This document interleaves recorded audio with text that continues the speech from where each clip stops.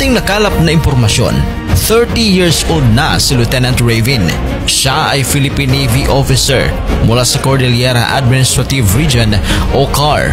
Siya ang youngest sa kanilang tatlong magkakapatid na parehong mga Navy officers. Nag-graduate siya bilang top class sa Philippine Military Academy o PMA sa Naglahi Batch of 2015. Ayon pa sa ulat, siya raw ay second cousin ni VP Sara Duterte. Si Lieutenant Ravin ang palaging kasama ng Vice Presidente sa mga pinupuntahan nito at sa katunayan, kasama siya na nagpunta ni VP Sara sa The Hague, Netherlands, kung saan doon kanilang pinuntahan ang dating Pangulo na si Rodrigo Duterte. Kitang-kita siya palagi sa likod ni VP Sara at kapansin-pansin ang kagwapuhan at sinitong security ng ating Vice Presidente na umakit sa puso ng netizens. Napapansin ang close-in security na ito na palaging naka-face mask, pero hindi ito nakaligtas sa mga netizens dahil marami din palang kuha ito na walang suot na face mask. Bukod sa mga nagko-comment para sa dating Pangulo at kay VP Sara, mayroon ding mga nagko-comment ng mahaharot na mga mensahe para kay Lieutenant Ravin Snapper. Siya ay nagtapos sa PMA o Philippine Military Academy,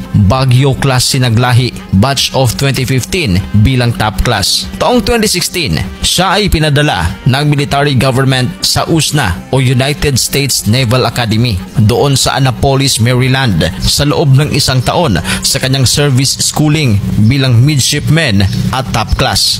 Pagkatapos niyang natapos ang isang taon na schooling sa USNA, si Lieutenant Ravin ay bumalik dito sa Pilipinas at nadistino sa naval ship o sa BRP Andres Bonifacio PS-17 bilang deck officer ng isang taon.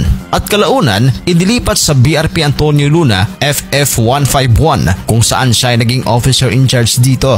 At kalaunan naman ay kinuha ang tungkulin bilang isang Air Warfare Operation Officer. At matapos magsilbi ng ilang taon sa naval ship, ay pinili niyang sumali sa Elite Forces of the Philippines na isang well-trained marksman, sharpshooter, sniper and martial arts. At nang si Madam VP Sara ay naging Vice Presidente ng Pilipinas, hiniling niya si Lieutenant Ravin na sumali sa Protection Security Group o PSG Troopers para maging isang VP SPG o Vice Presidential Security and Protection Group member. At dito nga, siya ang napili ng Vice Presidente na most trusted close-in security ni Vice President Sara Duterte. So sa madaling salita, si Lieutenant Ravin Snapper ay matigas, matinik at matapang. Ano bang reaksyon ninyo dito sa ating mga Kadizar? Ikaw po ba ay mahilig mag-shopping sa online? Ikaw ba ay naghahanap ng murang school supplies o mga gamit sa bahay? Kompleto po tayo dyan sa inyong mga pangangailangan. Okay, tutok lang ang kailangan nyong gawin ay tumutok sa ating live from 7 PM to 11 PM sa ating TikTok shop, sa ating Shopee shop. Okay?